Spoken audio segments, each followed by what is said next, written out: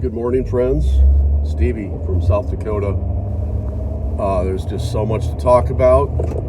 God is definitely moving fast in terms of the prophetic timeline, but it's a strange, Trump's talking about Operation Warp Speed to get that vaccine out, which I hope you all have done enough research to stay as far away from that as a cesspool.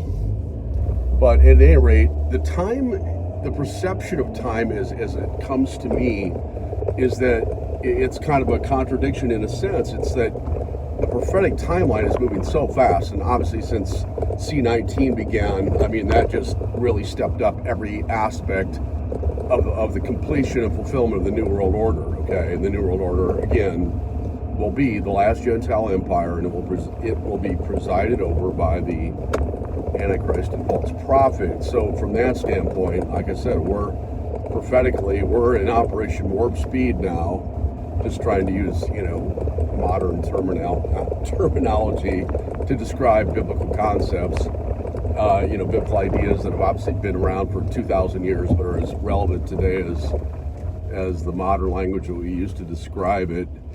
So it's going fast, but yet in my own mind, my perception, a lot lately, and I think it's, getting old to people that I say this to a fair amount, that I can't believe I'm still here, meaning I haven't been raptured yet, because the signs of the times have been in place for, solidly biblically, almost in its completion for at least 10 years, and arguably even going back 20 years, everything was just kind of there. So it's weird. It's like God's moving the timeline very fast, but yet it seems like we've been in this holding pattern of the rapture could be any day now for, like I said, at least a decade, maybe even 2 decades.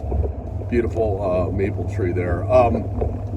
So it's a very strange thing, and I know I've said this before, but I've been at this for 34 years. I've been a watchman for 34 years.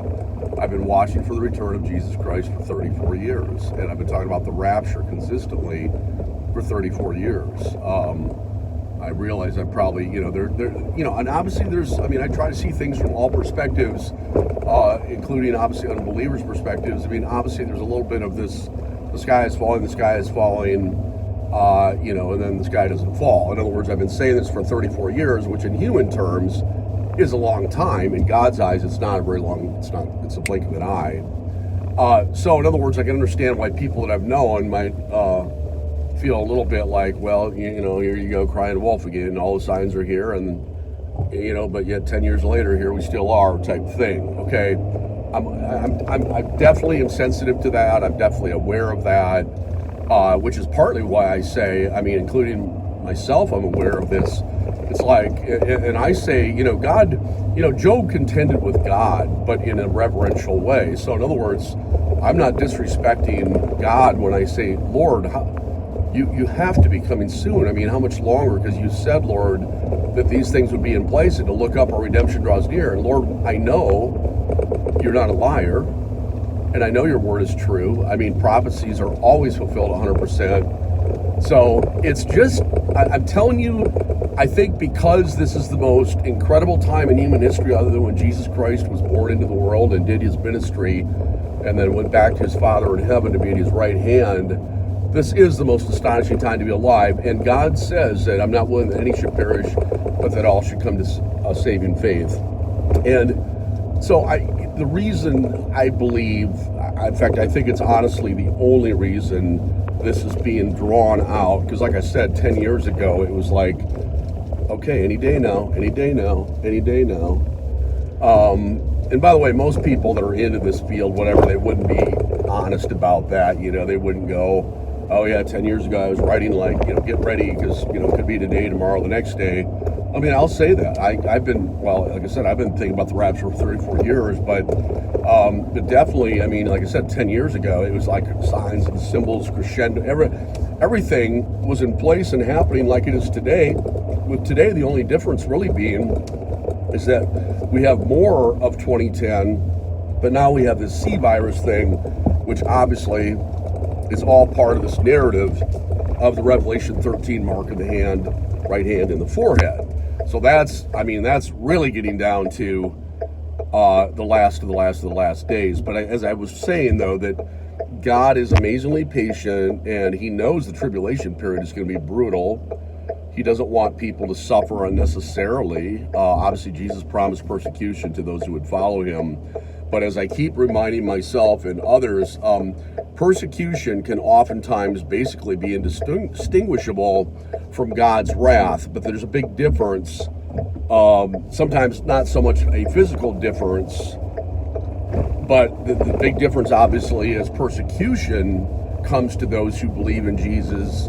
Because of their righteousness, they're persecuted. God's wrath is delivered to an unbelieving world because the true saints have been raptured. And in Revelation, God's wrath that comes out of the world, and it is ugly. As I said, Al Gore, said, it's like taking the nature hike. Well, it isn't going to be a nature hike. You didn't mention that the other day.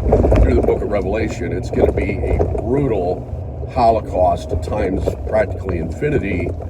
And so that is God's wrath poured out on a wicked, unbelieving world that honestly deserves their judgment after, being pled with so many times and given so many chances to repent, okay? And but that's the difference between wrath and persecution. They're completely different. Persecution is because of true faith and abiding faith, and wrath is, again, that's God's judgment coming down on an unbelieving, wicked world. And so, we're really at that point where, in other words, because we know that the tribulation period is going to be so brutal, and God has said this, that again is why I believe he's delayed his coming vis-a-vis the rapture, because he just doesn't want a lot of people to go through that unnecessarily. But at some point, the Bible teaches God's mercy and patience does not go on forever. That's why there is an Armageddon and the end of the world. God does wrap the play up. He closes the curtain. But we've kind of grown up, at least in this country, we've all grown up in an age of grace, but we've been taught this grace thing to an extreme whereby it's like, well, God is always gracious and always merciful. Really, he is always that, but he's also a righteous God and a judging God, and we never talk about that part of God's character, okay? So, anyway, Stevie from South Dakota, let's think on these things. I believe the days are short. Okay, bye.